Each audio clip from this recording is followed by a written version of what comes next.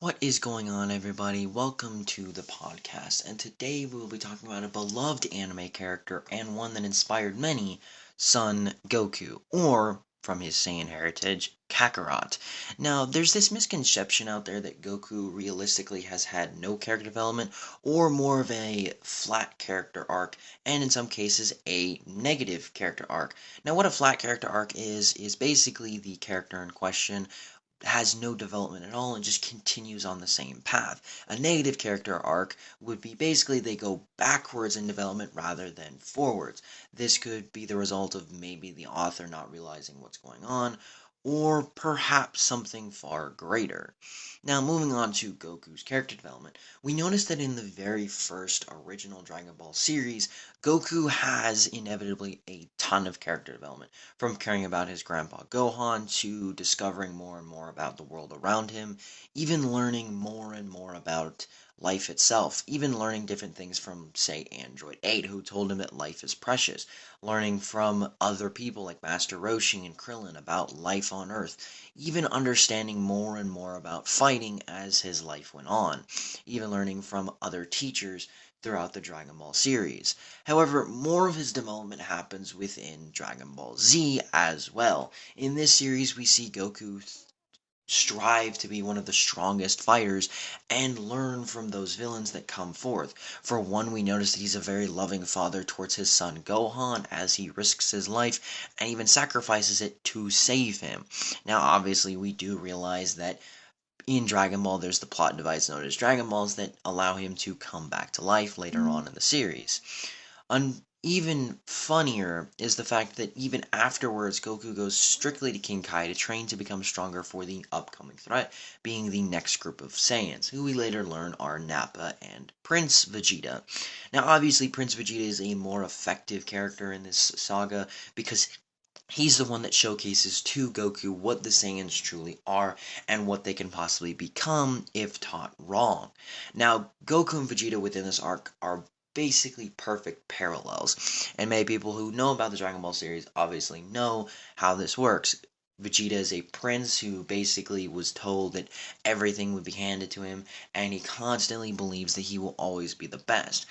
Goku, on the other hand, is just a low class warrior who constantly trains for everything that is basically given to him. All of his victories, all of his, achievements, everything.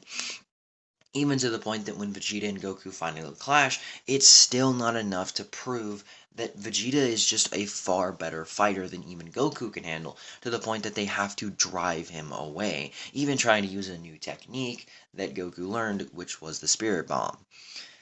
Now, moving on to the next arc, which is probably one of the more iconic arcs within Goku's overall character, the Frieza Saga. The Frieza Saga is where Goku learns to be more accepting of his Saiyan heritage and eventually starts to see the truth about specific people. With Frieza, he learns that not every single villain he talks to is going to be very forthcoming. Something he learned in the original Dragon Ball series, he just hoped that in certain cases, villains could be understanding. Frieza could not be talked to and eventually just destroyed everything. And he was another perfect parallel to Goku's character. Goku wanted to see life protected. Frieza, on the other hand, did not, as long as it got in the way of his rule. And that's what caused the most iconic, or one of the most iconic scenes within anime, the Super Saiyan transformation. Now, within the Cell games, there's not a lot of character development for Goku himself, other than the fact that you can see that he's a more loving father towards Gohan as he helps train him and prepare him for the fight ahead, even knowing that Gohan is the only one to save everyone from Perfect Cell, even sacrificing his life once again to prove to Gohan that he is the man for the job, even helping him further in the final father-son Kamehameha, which again is another iconic moment within the series. Now, moving on, we get to the Buu Saga where there's this huge time skip and we notice that Goku actually has matured. Not from just his statement where he tells Gohan that the reason so many people are coming to Earth is because of him, but we also notice that even Dragon Ball Abridged makes note of this before they eventually end their series. Now, the Buu Saga is a completely different story, as we notice that Goku is respectable to most of his fellow Z fighters, including that of Vegeta. When Vegeta decides to become a quote-unquote Majin Buu, puppet, when he actually doesn't, Goku actually has this very respectable fight with him and again loses to protect Vegeta's pride due to the fact that he did have another card up his sleeve, being the Super Saiyan 3 transformation. Most of the time within the Buu Saga, we see that Goku is very mature and respectful towards the Z fighters, and even willing to risk his life to protect Earth, once again, something that is common within the Dragon Ball series. Realistically, throughout just those two series, and if we want to include the movies, we notice that Goku has constantly proven time and time again that he is in fact the savior of Earth and will constantly protect it from harm. Now, within Super, this is where the problems come about, because a lot of people believe that this is where Goku's narrative arc starts to fall downwards. Like, he's not actually the same Goku as we know from Z. And honestly, I'd actually like to disagree. Within Dragon Ball Super, we notice that Goku realizes there are far greater threats out there than even Kid Buu, or Majin Buu for that matter, and discovers that Beerus, the god of destruction of his universe, exists and could in fact threaten his planet. And for him to realize this, that means that there are probably even greater threats out there. So for him to constantly train, he's actually doing more favors for Earth than most people realize. Now, obviously, we do know that he's fighting to get stronger every single time, and the whole tournament of Universe 6 versus 7 obviously is going to be, well, based around strength, but you also have to notice the fact that Goku was very respectful towards Frost and Hit in their fights, actually. And ironically, even when Frost was a more disgraceful person, he kind of accepted it because he knew that there was always going to be a bad version of Frieza regardless of the universe. And the fact that he allows Vegeta to get the revenge that he so rightfully deserved. Heck, even within Resurrection F, where Goku realizes that his own weakness of being kind or merciful can in fact get him in trouble. And that's what allows him to eventually kill Frieza. Of course, stealing the victory from Vegeta. And of course, having to, tell Vegeta this later on in the series, or later in the movie, depending on what you see. Now, within the Tournament of Power, I'm forgetting an arc, which is the Future Saga arc with Goku Black. In this arc, we actually see what an unhinged Goku would look like, and how someone could use his power for evil and destroy the entirety of the world, or put it into a massive amount of chaos. With this arc alone, we actually see how caring Goku is towards planet Earth multiple times, and not just this arc, but most of Dragon Ball series as a whole, as I've mentioned before. But we also see how kind and caring he is towards Chi-Chi. Although in Z and within Dragon Ball, you guys think that, oh yeah, he's not actually a loving husband, this arc and many others are proof that he is in fact loving towards Chi-Chi. I mean, he straight up just breaks out of his own rage form and beats the crap out of Black and Zamasu. And even when all hope seems lost with Infinite Fuse Zamasu, him and Vegeta straight up fuse and even the playing field. And then when everything all again seems hope is lost, good old Goku pulls out the good old Zeno card that he has tucked away in his sleeve. Now, moving on to the Tournament of Power. Now, this is where a lot of people believe the negative arc really can happen because of the tournament's own basis. Now, I want everyone to calm down for a minute before trying to say, oh, well, it's specifically about universes being erased and Goku is trying to specifically protect Universe 7 and not the others. How about you think about this for a second?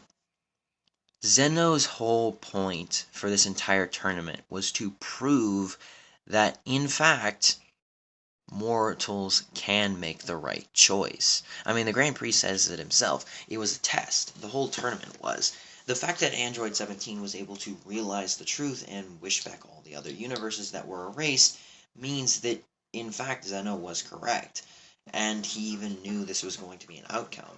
Obviously, there wasn't another outcome, as that how the story depicts. Now, the overall setting of the tournament, yes, Goku watched as multiple universes were destroyed, but you also have to remember he watched his own universe or another timeline of his own universe be erased as well. So realistically, you can't blame the man for being unfazed by it. In fact, Vegeta even makes a promise to Kaba saying, I will revive Universe 6 specifically for him, as obviously that's what a basic Vegeta kind of statement is. And I'm not trying to like downplay Vegeta's character, obviously.